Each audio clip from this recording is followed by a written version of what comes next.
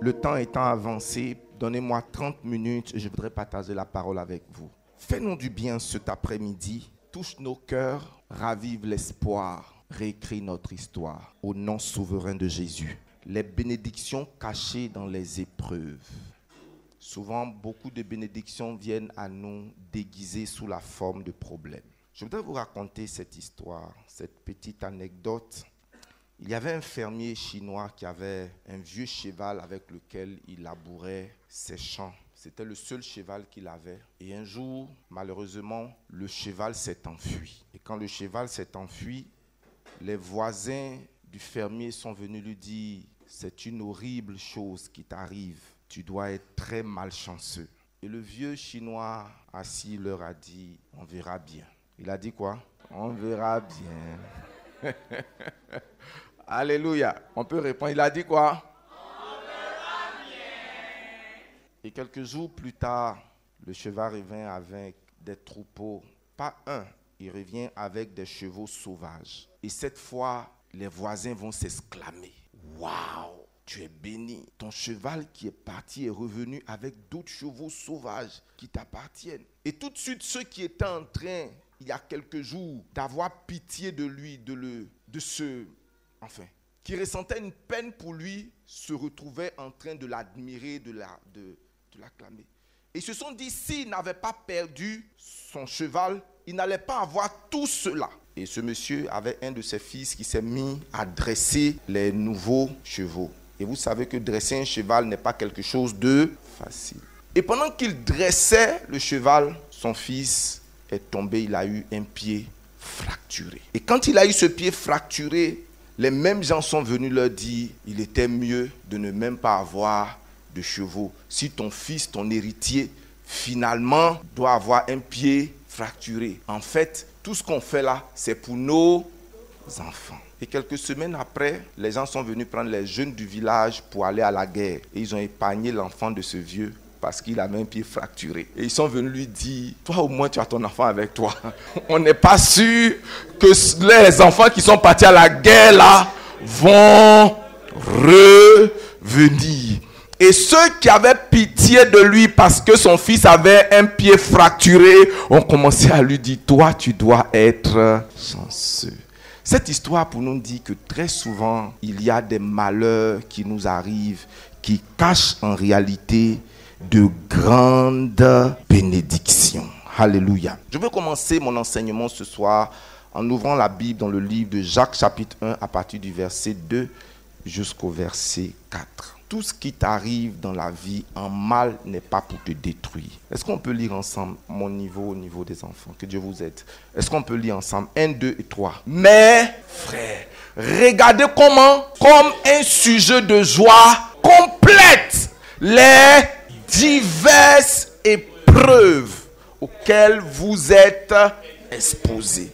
Comment puis-je être exposé à une épreuve et considérer un sujet de joie? Le mot épreuve ici signifie difficulté. La Bible dit que considérez comme un sujet de joie les difficultés auxquelles vous êtes exposés. Parce qu'il y a des difficultés qui cachent de grandes bénédictions. Bien aimé, souvent, toutes les tempêtes dans ta vie ne viennent pas pour faire des maux. Souvent, certaines tempêtes arrivent pour nettoyer ton chemin. Jean chapitre 9, verset 1 à 3. Je peux avoir votre attention s'il vous plaît. Il dit, Jésus vit en passant un homme aveugle de naissance, veut dire qu'il est né aveugle. Il n'est pas devenu aveugle. Et nous avons compris que l'utérus, c'est l'endroit où les esprits prennent des corps. Ce n'est pas moi qui le dis. Jérémie chapitre 1, verset 5. Avant que je t'aie connu, avant que je t'eusse formé dans le sein de ta mère. Donc c'est dans le sein de ta mère que tu as été formé, que tu as pris l'habit que tu as. La Bible dit que Jésus, en passant, vit un homme aveugle de naissance. Retenez cela. Ses disciples vinrent lui faire cette question. Rabbi, qui a péché? C'est une question intéressante. Ils ont compris que le fait que l'enfant soit né aveugle, il y a forcément une cause et une raison. Et ils ont compris que soit c'est lui qui a péché, ou bien ce sont ses parents. Forcément ses parents. Ou lui. Donc il pose une question à Jésus. Quelle est l'origine du problème de ce gars pour qu'il soit privé de la vue? Et regardez ce que le Seigneur répond au verset 3. Jésus répondit, ce n'est pas que lui ou ses parents aient péché. Donc enlevez cette éventualité.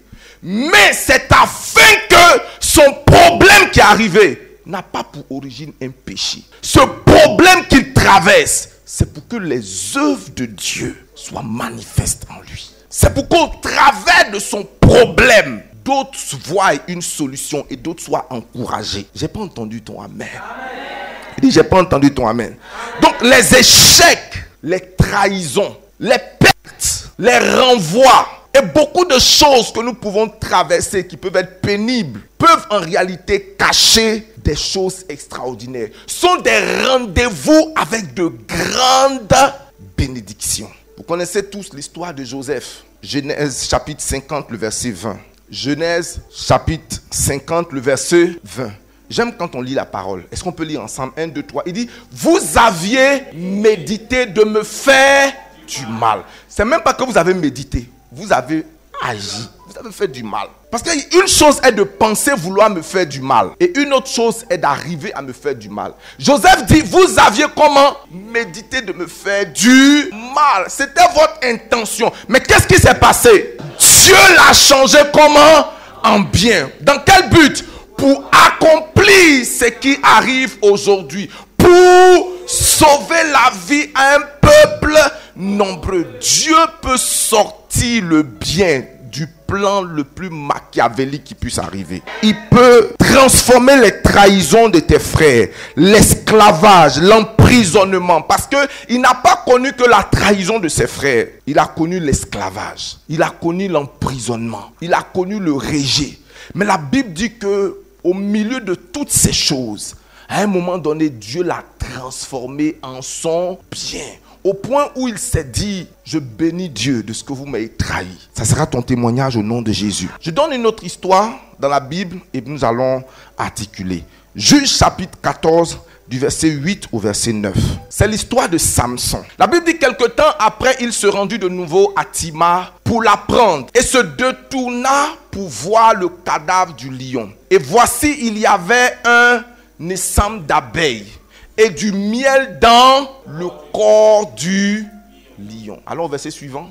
Il prit entre ses mains le miel dont il mangea pendant la route. Et lorsqu'il fut arrivé près de son père et de sa mère, il leur en donna et ils en mangèrent.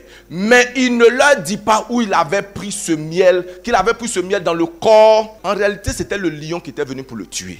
Le lion dans lequel il enlevait le miel là, c'était un lion qui était venu comment? Bien aimé, on ne croise pas du miel dans un lion. Le miel se voit sur les abeilles. Donc de ce qui mange est sorti ce qui se mange. D'une chose qui voulait te tuer, Dieu est capable de faire quelque chose d'extraordinaire.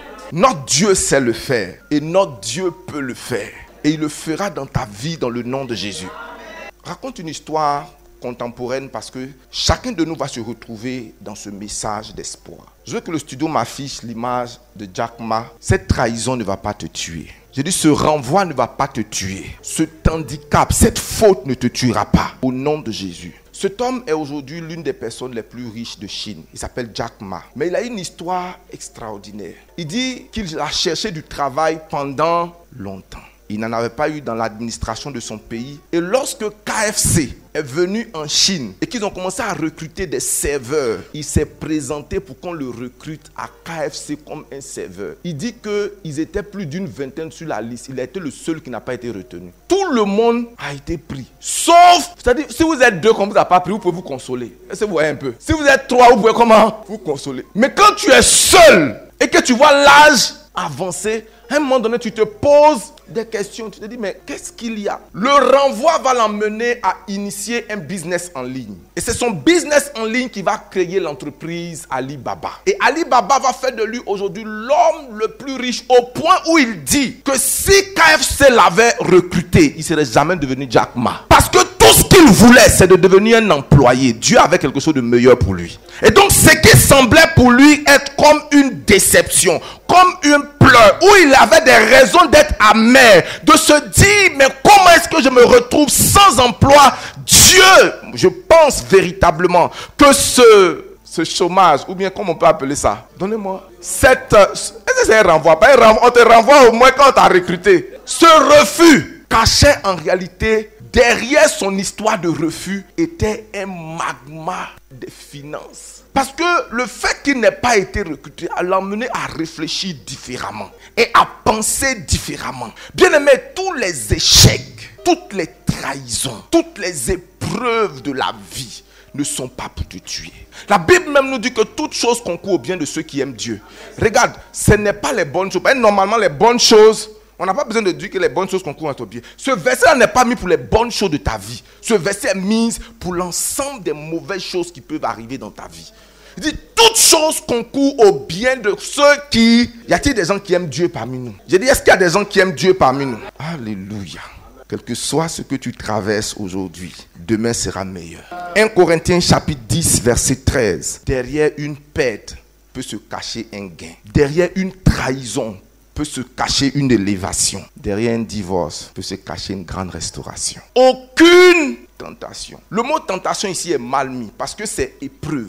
Le Seigneur dit ici aucune épreuve, c'est-à-dire aucune difficulté ne vous est survenu qui n'ait été comment humaine. Tu veux que je te dise quelque chose, mon fils? Quel que soit ce que tu traverses, ou tu traverseras, ou tu as traversé, il n'y a rien qui ne soit pas humain. Quel que soit ce que tu traverses, ma vie est dure, l'humiliation, Dieu dit, il n'y a aucune épreuve qui arrive dans la vie d'un homme, peu importe les résultats, qui n'ait été humain. Et ce qui est intéressant, c'est que la Bible dit Dieu ne permettra jamais que tu sois éprouvé au-dessus de tes forces.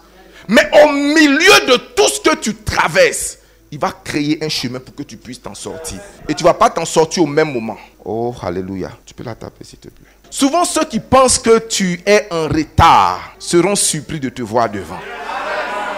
Nitema, ce n'est pas moi qui le dis. La Bible dit les premiers seront comment et les derniers seront comment. Il y a une prophétie sur les derniers d'aujourd'hui. C'est qu'ils peuvent devenir les premiers de demain.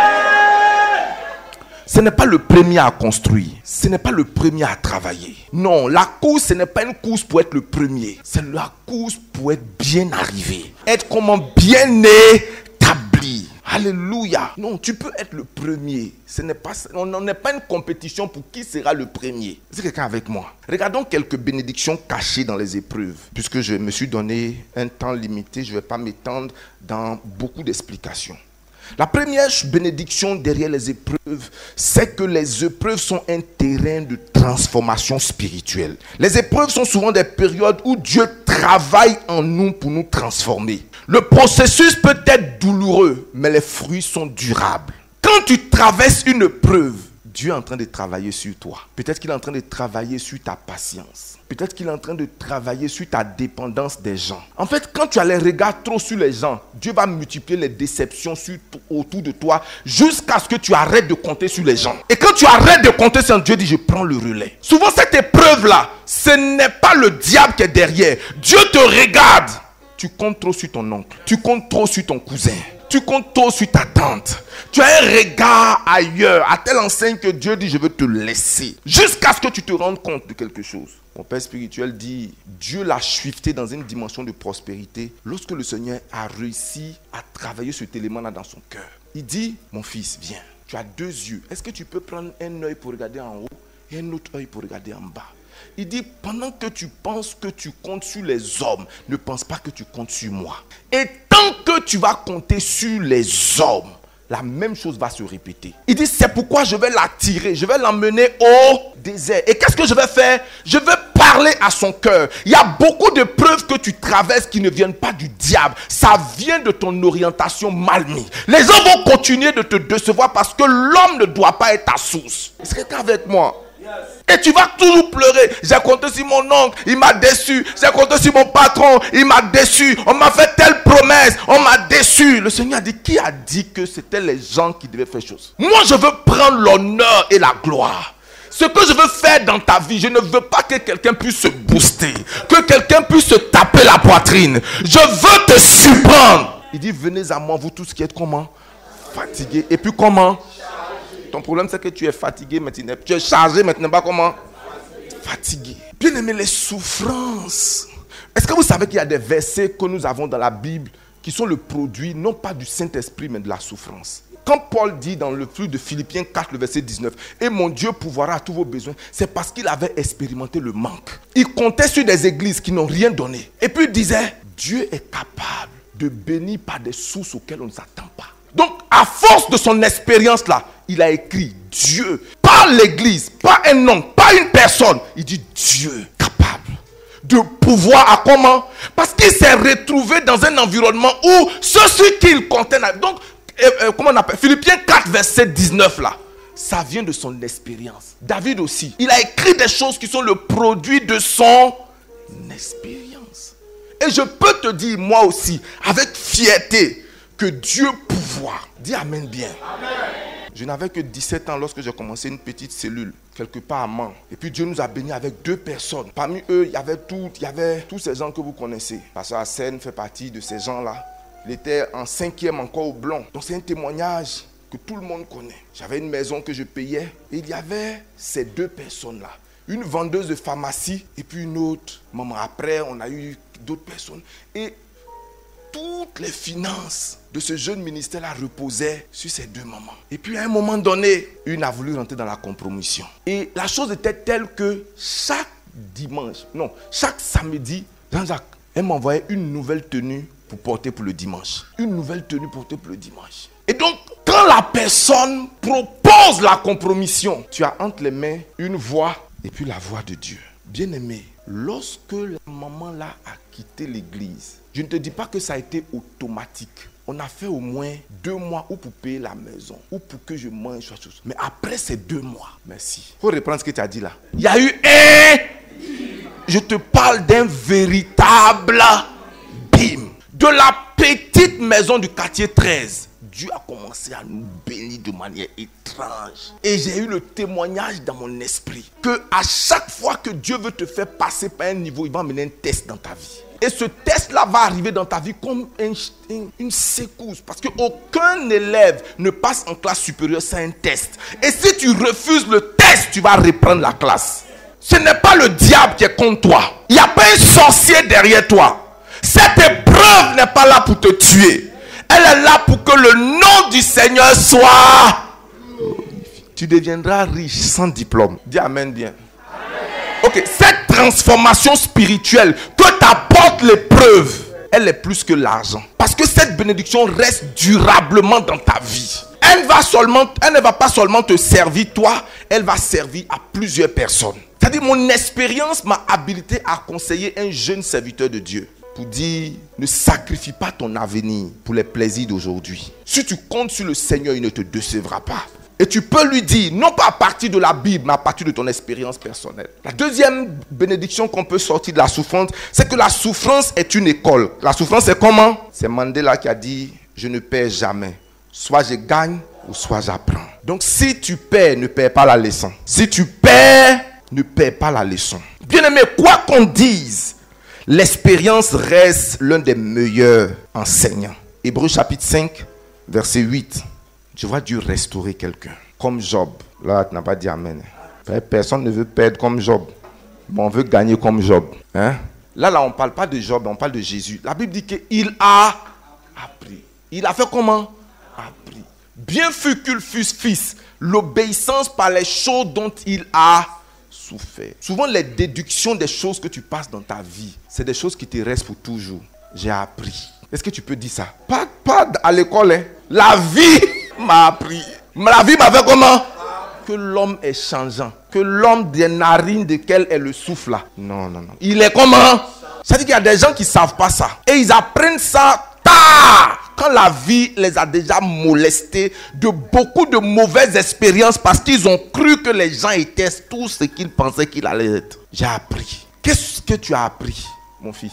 Qu'est-ce que tes épreuves t'ont appris? Qu'est-ce que la petite souffrance? Qu'est-ce que les difficultés professionnelles et familiales t'ont appris? J'ai appris. J'ai comment? Et c'est le genre de leçon quand tu apprends, ça ne quitte pas ta tête. Tu n'as pas fait boileau, c'est resté. Tu as intégré ça, ça est en toi. Si on te réveille à n'importe quelle heure, en fait, tu n'as pas besoin de messages pour prêcher. Tu dis, assieds-toi, il te donne un conseil. Comment? où tu es maintenant là, je suis passé par là. Je sais de quoi. Je ne te parle pas de l'amertume. Je te parle à partir de l'expérience. Bien-aimé, tu peux avoir dans ta vie une faiblesse, comme Paul en avait, pour que tu dépendes de Dieu. La Bible dans 2 Corinthiens chapitre 12, le verset 9, il dit, il a mis une écharpe dans ma chair, afin que je ne puisse pas m'enorgueillir. À cause des révélations que j'avais, Dieu a expressément mis une écharpe, donc un ange de Satan dans ma chair, afin que je ne puisse pas m'enorgueillir. Et il dit, que la grâce de l'Éternel se manifeste dans la vie de Christ. Pourquoi tu ne dis pas bien Amen? Quelles sont les attitudes à adopter pendant les moments de difficulté? La première des choses est confiance dans le Seigneur. C'est très important parce que quand tu es renvoyé, il est difficile de faire confiance à Dieu. Quand on te trahit, il est difficile de faire confiance à Dieu. Quand tu perds ton argent, quand tu es dans des problèmes, il est difficile de faire confiance à Dieu. Mais c'était le premier pas que Job a eu. Quel que soit ce qui lui est arrivé, il a gardé sa confiance en Dieu. Il n'a pas abandonné la main de Dieu. Il n'a pas lassé la main de Dieu. Il n'a pas abandonné l'église à cause des problèmes. Et ça, c'est la première erreur que certains parmi nous font. Vous savez quoi? Quand j'ai démarré le jeûne de 40 jours avec un groupe de personnes, il y avait un gars qui avait un bon travail. Le lendemain, vous savez ce qu'il me dit? Il dit, homme de Dieu, je viens de perdre mon travail. Au début du jeûne, toi tu perds ton travail comment? C'est comme si c'est mon jeûne là qui a fait que tu as perdu ton travail. Est-ce que vous voyez un peu? Il dit, mais comment se fait-il que moi je viens dans le jeûne où on parle de bénédiction, prospérité et puis je perds? Mais vous savez ce qu'il a dit? Mais je vais continuer le jeûne. Voilà où il a gagné le diable. La tentation de sortir du jeûne, de se révolter. Il venait de payer ses 80 000. Il m'a envoyé le reçu. C'est là où... Mais il dit, mais c'est là où il va avoir maintenant les propositions. Le premier emploi qu'il a perdu là, c'était 100 voitures de service. Celui qu'il a reçu, c'est une voiture de service. Avec un budget de souveraineté. Il ne savait pas qu'on faisait travailler, on a un budget de souveraineté. Comme un chef d'État. Où on te donne un montant, où on te dit, tu gères le montant comme tu veux. Il faut que l'entreprise aille de l'avant. On te donne de boiter jusqu'à les soulever. Et puis tu es dans le ciment. Bien-aimé, souvent quand les difficultés frappent à notre porte, la tentation de se plaindre devant Dieu. D'être amer, Seigneur ne voit pas tout ce que j'ai fait. J'ai marché. À quoi me sert la sanctification finalement? Si on doit me tromper, me décevoir. Dieu a quelque chose de meilleur pour toi. Dis Amen. Amen. Le problème c'est que tu abandonnes à la porte de la bénédiction. Et tu perds deux fois. Non seulement tu as perdu en attendant, maintenant au moment où le Seigneur veut te récompenser, tu perds. Tu ne perdras pas au nom de Jésus. Oh, j'ai pas entendu ton Amen. Les épreuves. Dans les épreuves, bien aimé, il est crucial de garder le cap. Regarde, je t'ai déjà dit ça. La femme de Job, quand elle a vu les problèmes de Job, vous connaissez l'histoire, non? Qu'est-ce que la femme de Job lui a dit? Dis-le encore. Ça, c'est une bonne femme. Parce que c'est pas être la mort comme maudit qui continue ta souffrance. Débranche les fils. Et puis faire comment? Et vous savez ce que je vais ajouter? Moi, je me remarie. Mais parce que aussi longtemps qu'elle est mariée à lui, s'il souffre, elle souffre. Mais ce qui l'étonne, c'est que avec tout ce que tu as là, tu continues toujours de parler Dieu, Dieu. Et vous savez ce que Job va lui dire? Job dit, même quand un arbre est coupé, même quand il sèche, même quand c'est compliqué pour l'arbre, il y a encore de l'espoir. Il dit, car quand l'eau va s'approcher de la branche là, elle va reverdir et il va lui dire, je sais que mon Rédempteur est vivant. Il se lèvera. Il n'a pas encore dit son dernier mot. Il n'a pas encore dit comment. Tant qu'il y a la vie, et Dieu m'a appris très tôt qu'il n'y a pas de situation désespérée. Il y a tout simplement des gens qui ont perdu espoir. Est-ce que je peux reprendre ça? Il n'y a pas de situation comment désespérée. Il y a tout simplement des gens qui ont perdu espoir. Alors je t'en supplie, ne perds pas espoir. Ne perds pas espoir. Même si c'est dur, ça ne sera pas toujours dur. Oh, pourquoi quelqu'un ne dit pas? La deuxième chose, change de regard. Change de regard sur ta situation. Qu'est-ce que Dieu veut m'apprendre? Qu'est-ce que je peux tirer comme bénéfice et enseignement de ce que je suis en train de traverser? De cette trahison, de cet échec, de cette perte. Dieu, tu es en train de me dire quoi au milieu de tout cela? Un jour, l'évêque Oyedepo nous disait, quand il est revenu d'un voyage, ils ont volé toutes ses valises. Toutes ses valises.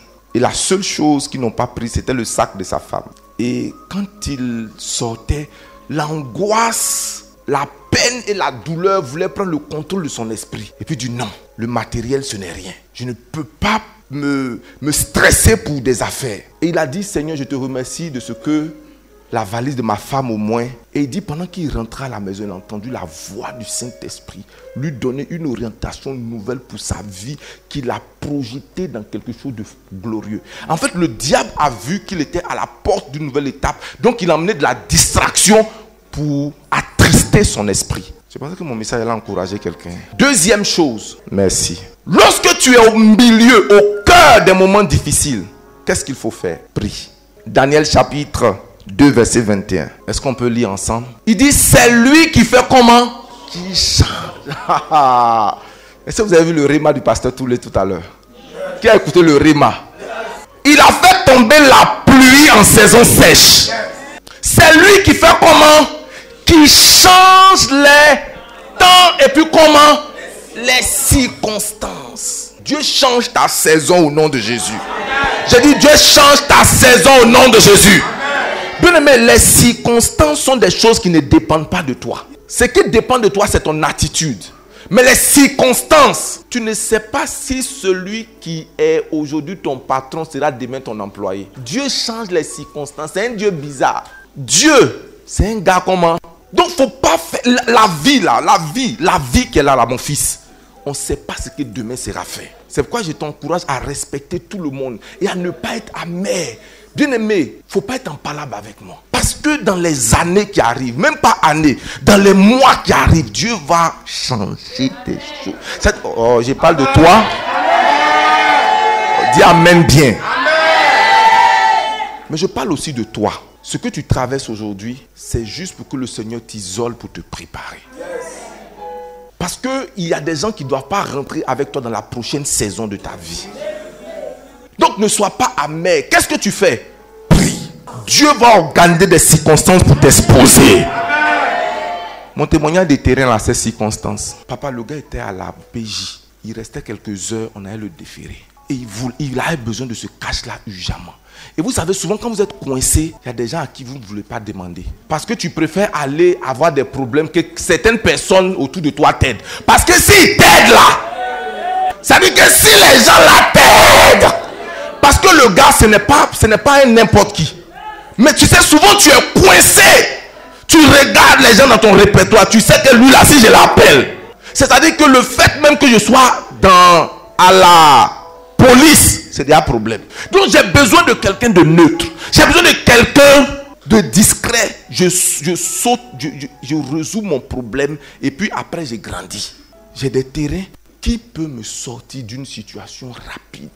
Je veux brader un terrain pour sortir de ce problème. Parce que mieux vaut brader le terrain, et puis sortir des problèmes, que d'aller dans les problèmes avec les terrains. Et pour lui, il y avait un ultimatum. Il y avait comment? Ça pressait. Donc sa pression, la circonstance de sa pression là, c'était le plan de Dieu pour me donner un nouveau terrain. C'était comment? Pourquoi j'ai dit que c'est le plan de Dieu? Parce que j'ai enlevé de l'argent sur mon compte courant pour le mettre sur l'épargne. Alléluia. Qui correspondait à ce que le gars voulait. Parce qu'on peut te parler d'une opportunité puis tu n'as pas le malakai. Tu fais comment? Ça veut dire qu'on te parle, on te dit. Maintenant, pourquoi est-ce que la circonstance est ainsi? L'argent là, je n'avais pas prévu ça pour ça. C'était pour autre chose. Mais bien aimé, qui va avoir terrain comme ça? Et puis il va dire que l'argent là c'est pour ça. Parce que la personne même qui m'a parlé du terrain m'a dit que si j'avais le malakai, tu n'allais pas entendre. Est-ce que tu vois un peu? La personne dit que si moi j'avais comment? Le malakai. Wallahi, tu n'allais pas entendre. Mais comme je n'ai pas, je te fais. J'ai dit, attends, ne bouge pas. Je viens vers toi. Dis avec moi le Dieu des circonstances. Peut-être que tu peux regarder autour de toi et puis dans ta tête, tu te dis, comment ça là, ça peut arriver? Ça là, comment ça peut? Dieu dit demain tu seras temps. Dieu parle, Dieu dit je vais te lever. Et puis toi-même tu es assis. Tu regardes à gauche. Tu regardes comment? Tu regardes derrière. Tu regardes devant. Tu regardes où tu habites. Et tu dis, comme le conseiller du roi, même si l'Éternel ouvrait les écluses des cieux demain, comment pareille chose arriverait? Mais tu n'as pas prévu avec le Dieu des circonstances. Le Dieu qui change les... Oh, pourquoi je n'entends pas? Le Dieu qui fait comment? Qui change les temps. Dieu va t'exposer dans les prochaines saisons. J'ai dit Dieu va te bénir dans les prochaines saisons. Mon Dieu, change mes temps. Regarde, Ananias, non, c'est pas Ananias, Paul et Silas. La Bible dit, on les a mis en prison. Et au milieu de la nuit, les autres prisonniers ont commencé à les entendre prier. Quand c'est noir, c'est le temps de prier. La dernière chose, c'est la gratitude. C'est de manifester de la reconnaissance. Et là, c'est pénible. 1 Thessaloniciens 5, 18, on va s'arrêter là. Dieu a bien fait que tu aies perdu ta clé. C'est pour te préserver de la mort. Regardez, qu'est-ce que la Bible dit? Rendez grâce. Pas pour toutes choses, mais en toutes choses. Car c'est à votre égard la volonté de Dieu. Rendez grâce. Ça veut dire quoi? Remerciez Dieu. Même quand vous ne voyez pas. Rendez grâce. Et la bénédiction cachée dans cette épreuve, cachée dans cette douleur, cachée dans cette peine, cachée dans ce renvoi, un millionnaire va émerger. Et là, je te parle, au cas même où tu as fait toi-même une erreur, le Seigneur va corriger ton erreur. Au cas où tu as même commis un péché qui se trouve être un péché véritable, tu sais que tu es la cause. À partir du moment, parce que l'une des étapes, c'est la correction et la repentance. J'ai dit que je ne prendrais pas tout le temps, mais je voulais terminer en... Si je ne mentionne pas la correction et la repentance, je ne serai pas sincère envers toi. Souvent, certaines choses arrivent dans ta vie où tu as besoin de corriger certaines choses autour de toi. Il ne faut pas permettre que certaines choses perdurent autour de toi avec le même comportement. À un moment donné, change. Répands-toi. Pas répands-toi du genre, Seigneur, j'ai péché, pardonne-moi. Non, non, non. Ça là, j'arrête de faire. Cette attitude-là, j'arrête. Et s'il te plaît, n'arrête pas de rendre grâce à Dieu. Sois toujours joyeux. Sois toujours comment? C'est un acte de foi. Et tu dis quoi? Demain sera meilleur. Qui le croit avec moi?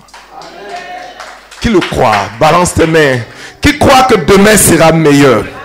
Qui croit que demain sera glorieux? Qui croit que ceux qui ont ri de lui viendront rire avec lui? Demain sera glorieux.